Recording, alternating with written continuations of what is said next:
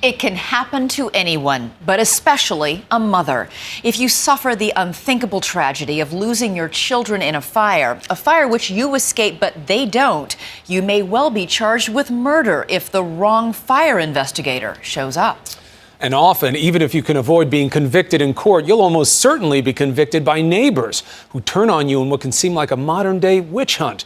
Where were you? How did you let this happen? You're about to meet some mothers who survived the flames, but would they survive the firestorm that came after? Here's Jay Shadler. Get out of the house. Please hurry.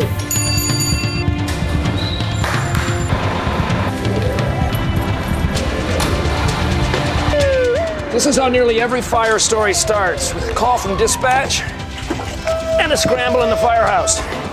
500,000 times every year, firefighters suit up and roll out. At this point, no one's thinking about how the fire started, only how to stop it. Sometimes they win. Sometimes they lose. 4 children were killed in the pre-dawn inferno. And sometimes a single tragedy turns doubly devilish.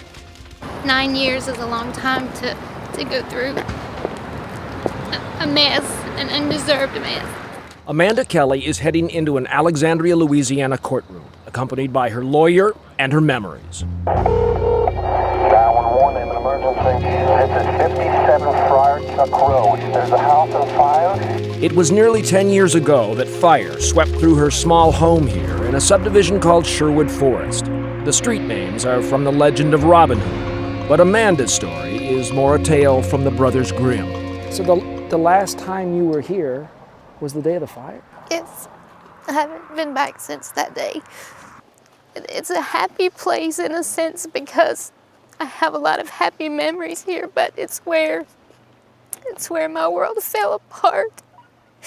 Amanda had 3 children, Sadie, age 10, Luke, age 6, and Jessica, age 3.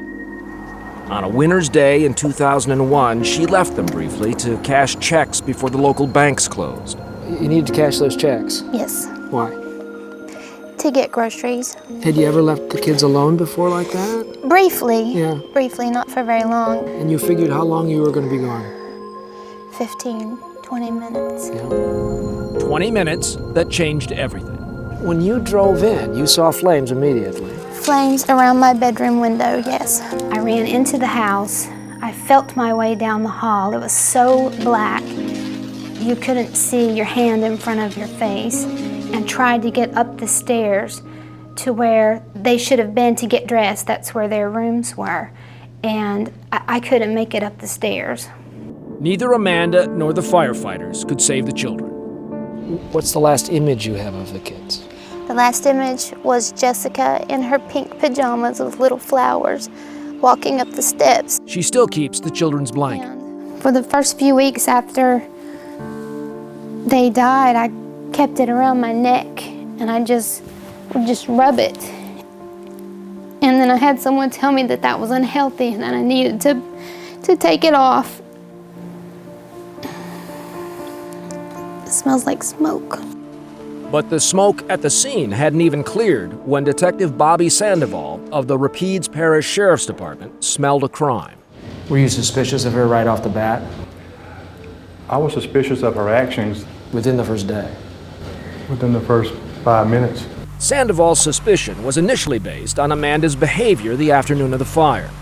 When I talked to her, I didn't see any emotions as far as crying or anything like that. She didn't have no burns. She didn't have nothing. I mean, she just didn't have any signs of any person that you would think that went into a boiling black smoke house like she claimed. But an arson charge requires more than curious behavior. Fire investigators want proof, and they claim to have found it.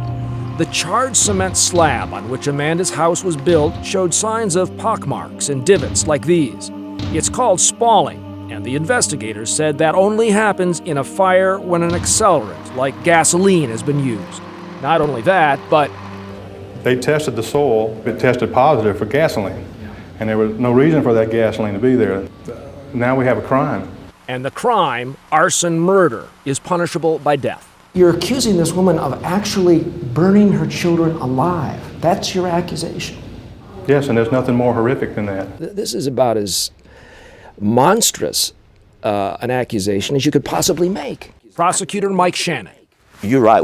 I mean, losing your children is the worst thing in the world to happen to a person. The only thing that could be worse or being added, charged with added killing. on. Charged with killing him. Exactly. I agree And with that's exactly what happened in his office. Well, it did.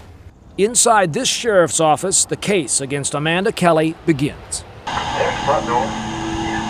There's the gas trail. There's the fuel on the outside of the door. And this is all subject to the test.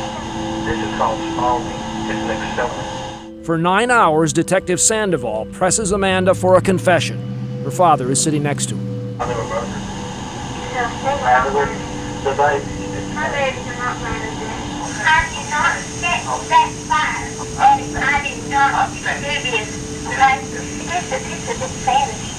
I don't understand. May God put me in hell for eternity if I see those babies. I didn't do it. Shockingly, the interrogation turns even darker when Detective Sandoval accuses Amanda of dousing her children in gasoline. Gas poured all over. You know, the state fire marshal's office told me that there was gas poured everywhere out there. Did the state fire marshal tell you that gas was poured on the kids? No. But you said that to her. Well, you know, sometimes you got to do what it takes to get to the truth. But the truth might very well have been destroyed, because on the very day after the fire, the investigators had the house bulldozed. We were trying to preserve the scene, and Wait a minute, you were trying to preserve the scene? yes, Wasn't it pretty much destroyed the next day?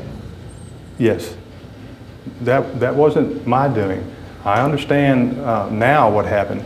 You know, that was the state fire marshal's call, and I know now that wasn't the right way to handle it. Meanwhile, Amanda keeps insisting she's innocent, even begging to take a lie detector test. Can I please go take the call back? You human beings don't believe me. This shows that at least I'm telling the truth. But officials never give her the test. Instead, starting with that apparent evidence of spalling on the cement floor, she's eventually imprisoned on 3 counts of first-degree murder. Do you think she should be executed? There's not a doubt in my mind that woman didn't kill her children. Did you set this fire? No, absolutely not. I've stood by my innocence from day one. I knew that I was in the presence of a bunch of people wanting to be Horatio on CSI, and they were really a Barney Fife. But this is no comedy.